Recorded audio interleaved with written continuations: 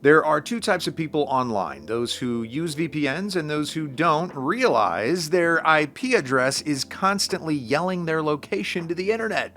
In this NordVPN tutorial, you'll learn how to use NordVPN to become the online equivalent of a ghost. I'll cover all features, including advanced security controls and platform-specific details, so fasten your seatbelts and let's dive right in. Don't forget to like and subscribe. Okay, now before we learn how to use NordVPN, you need to get a subscription, okay? The best way is to use the NordVPN coupon code link in the description or scan the QR code on the screen. That's gonna apply a great discount to the plans. There are 4 of them for you to choose from. The basic plan is a good option if you need basic protection at an affordable price since it gives you a full VPN package. However, nothing beyond that. Before you ask, isn't this what I came here for?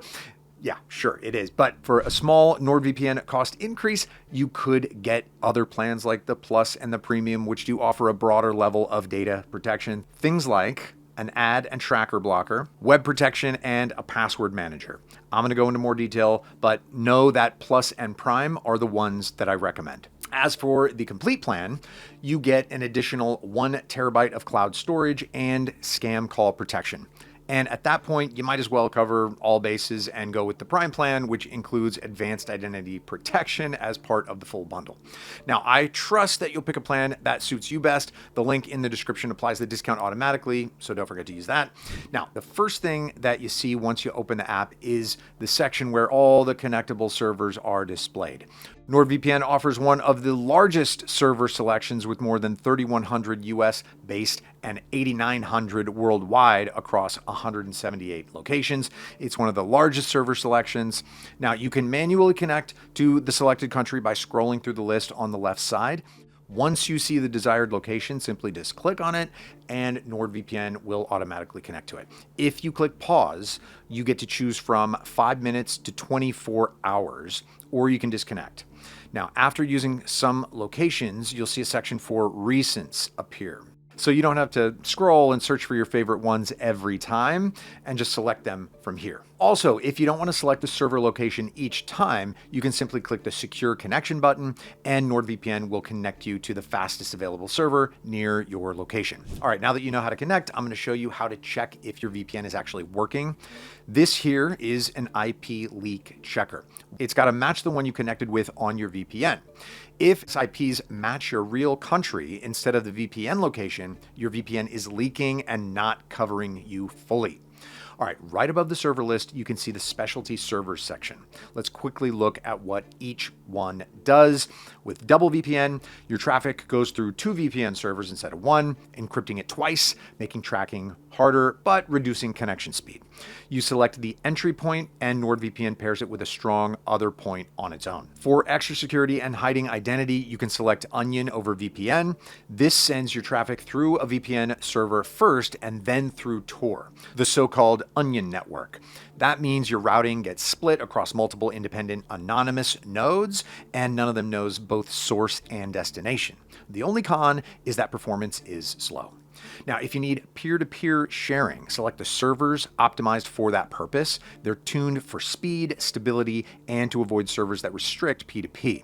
Keep in mind that many torrent files are protected by copyright, so check applicable rules and regulations before downloading from torrents. All right, there's one more feature called obfuscated servers, but you got to go to settings, then VPN protocol, and choose OpenVPN, TCP, or OpenVPN UDP. This option will now be visible on the menu, and this setting hides the fact that you're using a VPN by making your traffic appear as normal, and this helps in countries, networks, or offices that block VPNs. Let's continue this NordVPN review by clicking the Next tab on the menu. This is the Threat Protection Pro.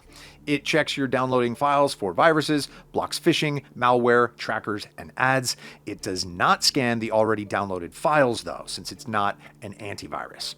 NordVPN walks you through the setup, but in practice, it's very straightforward. All you need to do is toggle it on in this tab, and it simply starts running in the background. Even though Threat Protection Pro does stay active when you're not connected to the VPN, I do still recommend keeping it on since then it works best. I'd like to highlight a few additional things that you can adjust in settings. On the General tab, you can enable Launch the app on system startup. Usually it's enabled by default on Windows, but if not, you know where to adjust it. The Allow Background Processes setting can also be toggled on here. It allows the VPN connection to run even after you close the app window. Next, in the Connection and Security tab, you can select how your device connects to a VPN server, handling encryption, security, and connection speed at the VPN protocol. We already covered OpenVPN TCP. As for the rest, NordLynx is the default protocol built on WireGuard. It's the fastest option that balances speed and strong security. Regarding OpenVPN, it's a very secure and reliable protocol that works well on restrictive networks, but is noticeably slower than NordLynx. And finally, the NordWhisper, a faster, modern, obfuscated servers alternative designed to blend VPN traffic into regular internet traffic, helping you connect on networks that block or restrict VPNs. And finally, in the Connection and Security tab, you can turn on the Auto Connect, which connects you to the VPN as soon as you go online, so you're protected without having to remember to turn it on yourself.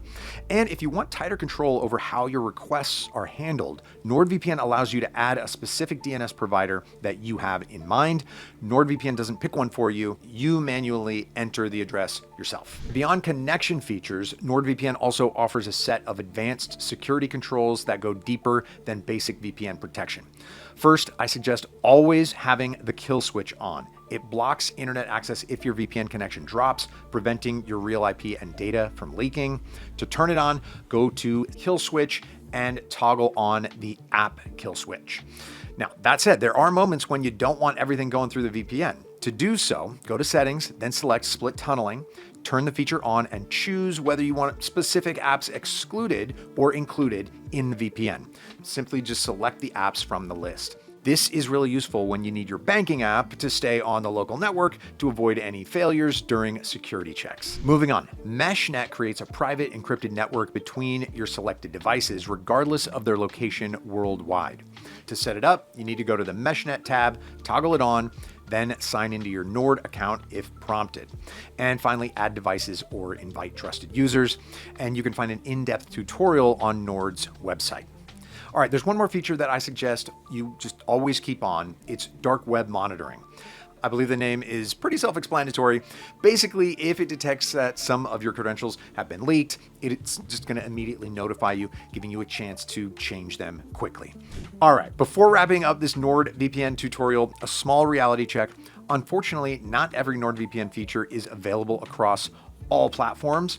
While Windows users get the full bouquet, macOS users lose split tunneling and some Threat Protection Pro bits like vulnerability scan.